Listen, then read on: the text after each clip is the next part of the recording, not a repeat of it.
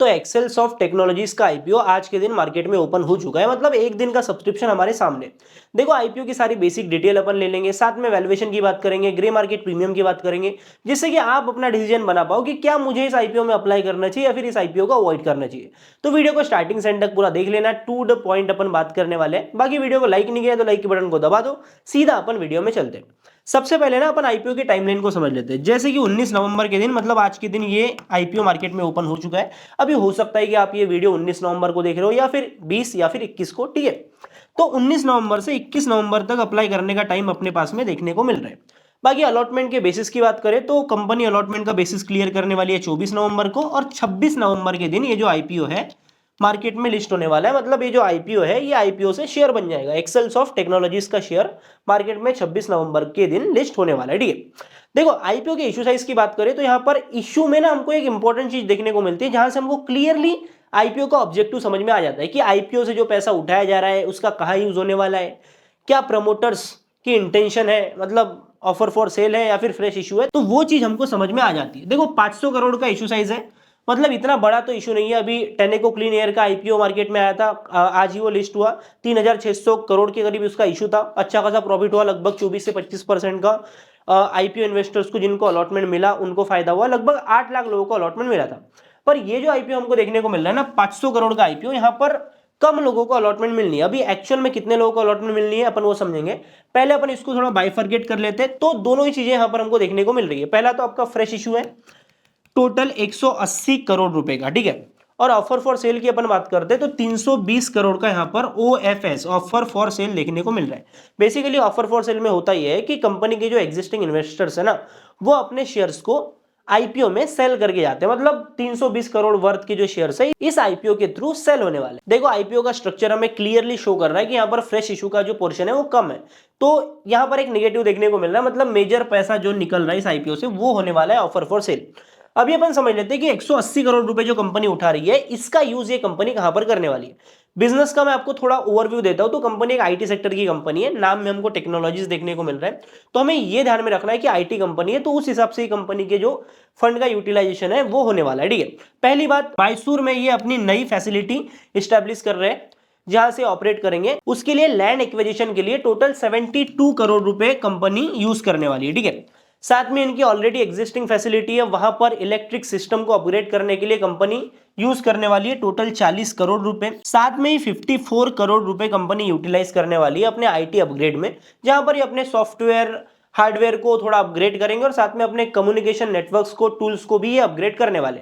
Basically IT sector की company, तो जो इनका कोर बिजनेस है उन्हीं चीज को ये अपग्रेड करेंगे, और जो बचा हुआ पैसा है वो जनरल कॉर्पोरेट पर्पस में यूज होने वाला है। बाकी इस आईपीओ के रिजर्वेशंस की बात करें तो क्यू आईबीज, क्वालिफाइड इंस्टीट्यूशनल बायर्स के लिए 50% का कोटा रिजर्व है, जहां पर एंकर इन्वेस्टर्स के लिए 30% और एक्स एंकर्स के लिए 20% का कोटा है। एचएनआईज की बात करें, हाई नेटवर्थ इंडिविजुअल्स की, तो 15% का रिजर्वेशन देखने को मिल रहा है। वहीं पर हम रिटेल की बात करते हैं तो रिटेल इन्वेस्टर्स के लिए एज ऑलवेज, मतलब मेजर आईपीओज में हमको जो देखने को मिल रहा है, मेजोरिटी आईपीओज में, वो 35% का कोटा यहाँ पर देखने को मिल रहा है। देखो आईपीओ का इशू साइज छोटा है तो उतने ज्यादा लोगों को यहाँ पर अलॉटमेंट नहीं मिल रहा है। फिर भी मैं रिजर्व एप्लीकेशन की बात करता हूँ रिटेल इन्वेस्टर्स के लिए, तो 116 के, मतलब 1,16,000 लोगों को इस आईपीओ में अलॉटमेंट मिलने वाला है। बाकी इस आईपीओ के प्राइस बैंड की अपन बात करते हैं तो कंपनी ने प्राइस बैंड रखा है 114 रुपए से 120 रुपए पर शेयर का।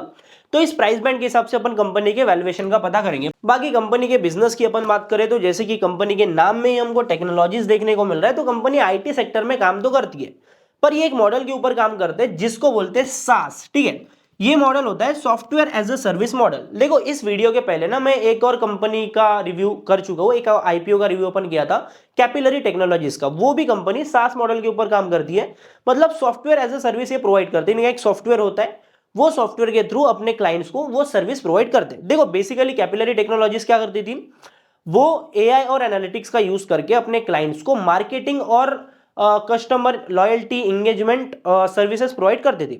वहीं पर अपन एक्सेल सॉफ्ट टेक्नोलॉजीज की बात करें तो ये जो टारगेट करते हैं ना, ये एक एडटेक कंपनी की तरह काम करती है, जहां पर ये एजुकेशनल इंस्टीट्यूशंस को टारगेट करते हैं, वहां पर एग्जाम रिलेटेड जो सॉफ्टवेयर की रिक्वायरमेंट होती है वो प्रोवाइड करते हैं, साथ में ऑनलाइन लर्निंग से रिलेटेड जितने भी सॉफ्टवेयर होते हैं, साथ में ई बुक्स प्रोवाइड करना, एग्जामिनेशंस कंडक्ट करना, ये सारे काम कंपनी देखती है। कंपनी अभी तक 200 से भी ज्यादा ऑर्गेनाइजेशंस को सर्व कर चुकी है, साथ में 30 मिलियन से भी ज्यादा लर्नर्स इनके पास में, मतलब जिन एजुकेशनल इंस्टीट्यूशंस को ये सर्विस प्रोवाइड कर रहे हैं वहां से ग्लोबली अपन बात करते हैं तो 30 मिलियन से भी ज्यादा लोग इनके सॉफ्टवेयर के थ्रू पढ़ चुके हैं। बाकी कंपनी के फाइनेंशियल्स की बात करें तो 2023 से 2025 तक का डेटा अपने पास में है, साथ में जून क्वार्टर का भी डेटा यहां पर हमको देखने को मिल रहा है।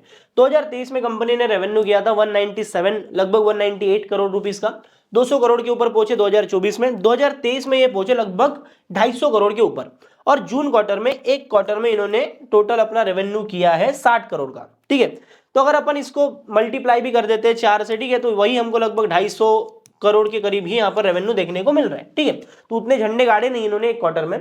22 करोड़ का इन्होंने प्रॉफिट किया था 2023 में, 2024 में 12 करोड़ के ऊपर है, मतलब गिरावट देखने को मिली। 2025 में 34 करोड़ रुपए के ऊपर है, यहां पर ग्रोथ है, पर जून क्वार्टर की अपन बात करें तो यहां पर 6 करोड़ का इन्होंने रेवेन्यू किया। मतलब पैट मार्जिन जो है पिछले साल के कंपेयर में, जो क्वार्टर को अपन कंपेयर कर लेते हैं अगर, तो यहां पर हमको गिरावट देखने को मिल रही है। ठीक है, अभी मार्जिन की अपन बात कर ही रहे तो कुछ की परफॉर्मेंस इंडिकेटर्स की भी बात कर लेते हैं। ROE, return on equity company का देखने को मिल रहा है 10% का, विच इज नॉट गुड। और आरओसी की बात करें, return on capital employed, IT company के हिसाब से 16% का, काफी ठीक है, लगभग 1100 से भी ऊपर कंपनी के एम्प्लॉयज है, तो सैलरीज वगैरह जाती है, तो इतना कोई दिक्कत नहीं, आईटी सेक्टर की कंपनी है तो थोड़ा टफ चीजें हो जाती है। ठीक है, बाकी डेट टू इक्विटी रेशियो की अपन बात कर लेते तो वो कंट्रोल में देखने को मिल रहा है, 0.05 का डेट टू इक्विटी का रेशियो है। और क्योंकि इनका डेट टू इक्विटी का रेशियो उतना ज्यादा नहीं है, तो जो इशू इनका आया है ना, फ्रेश इशू, वहां से एक ऐसा कोई पैसा डेट पेमेंट में जा भी नहीं रहा है, क्योंकि जनरली जिन कंपनीज के ऊपर डेट होता है, बोरोविंग्स होता है, वहां से वो इशू का जो पैसा ना वो डेट पेमेंट में कंपनीज यूज करती है। ठीक है, बाकी अपन एबिटा की बात कर लेते हैं तो एबिटा हमको लगभग 31% का देखने को मिल रहा था, वहीं पर पैट तक आते आते कंपनी अपना मार्जिन को रख रही है लगभग 15% के करीब, जो कि हमको ठीक ठाक दिखाई दे रहा है। बाकी कंपनी के वैल्यूएशंस की बात करें तो 120 रुपए पर शेयर के हिसाब से कंपनी का मार्केट कैपिटलाइजेशन निकल के आ रहा है आपका 1381 करोड़ का। ठीक है, जिसके हिसाब से प्राइस टू अर्निंग रेशियो की बात करें तो कंपनी का पी रेशियो है 38 का। ठीक है, अभी आईटी सेक्टर की कंपनी है तो 38 का पी रेशियो है तो ठीक होना चाहिए, ये बातें निकल के आती है, पर आप इसको अंडर वैल्यूड मत समझ लेना, क्योंकि जब भी किसी कंपनी के आईपीओ में ऑफर फॉर सेल काफी ज्यादा होता है ना, तो वो सस्ता वैल्यूएशन होता नहीं है, ये भी सस्ता वैल्यूएशन नहीं है, पर क्योंकि अभी के टाइम पर मार्केट कंडीशन अच्छी है तो यहां पर इन्वेस्टर्स का प्रॉफिट हो सकता है। ठीक है, तो वैल्यूएशन को मैं अगर रेटिंग दूं तो ये हमको वैल्यूएशन फेयरली वैल्यूड ही दिखाई दे रही है। बाकी ग्रे मार्केट प्रीमियम की अपन बात करते हैं तो जैसे कि 120 रुपए का हमको शेयर देखने को मिल रहा है, तो 15 रुपए पर शेयर का यहां पर हमको प्रीमियम देखने को मिल रहा है। परसेंटेज वाइज अपन जाते हैं तो 13% का प्रीमियम यहां पर देखने को मिल रहा है। बाकी इस आईपीओ का डे 1 का सब्सक्रिप्शन आ चुका है, जहां पर रिटेल कैटेगरी में हमको अच्छी खासी एप्लीकेशन देखने को मिल रही है, अमाउंट वाइज 2x और सब्सक्रिप्शन देखने को मिल रहा है। वहीं पर 1,16,000 रिजर्व एप्लीकेशन थी, तो 1,82,000 एप्लीकेशन यहां पर ऑलरेडी। बाकी एचएनआई कोटा की अपन बात करते हैं तो 2.6x का और सब्सक्रिप्शन यहां पर हमको देखने को मिल रहा है। बाकी चांसेस तो काफी ज्यादा है कि अगर 2 दिन अभी अपने पास में बाकी है तो यहाँ पर अच्छा खासा सब्सक्रिप्शन पड़ता हुआ दिखे। और QIBs का जो सब्सक्रिप्शन होता है ना, क्वालिफाइड इंस्टीट्यूशनल बायर्स का सब्सक्रिप्शन, वो डे 3 के ऊपर आता है। ठीक है, तो अपन डिसीजन अपना बनाते हैं 2 बजे से 3 बजे के बीच में, तो मैं आपको इन्फॉर्म कर दूंगा एक बार कि QIB का सब्सक्रिप्शन कितना आ रहा है। बाकी अभी जो हमको दिखाई दे रहा है ना, अभी अगर चीजें आगे नहीं बिगड़ती है तो अभी ये अप्लाई करने लायक आईपीओ देखने को मिल रहा है। बाकी फाइनल डे की अपडेट बोल लो या फिर जीएमपी में जो चढ़ाव उतार देखने को मिलते हैं, वो सारी अपडेट मैं अपने टेलीग्राम चैनल के ऊपर डाल देता हूं, तो लिंक डिस्क्रिप्शन में टेलीग्राम चैनल को ज्वाइन कर लो। बाकी वीडियो अगर अच्छा लगा तो वीडियो को लाइक कर लेना, चैनल पर सब्सक्राइब कर लो, बेल आइकन कॉल पे सेट कर लो। मैं मिलता हूं आपसे अगले नए वीडियो में, तब तक के लिए बाय बाय, टाटा, जय हिंद, जय भारत।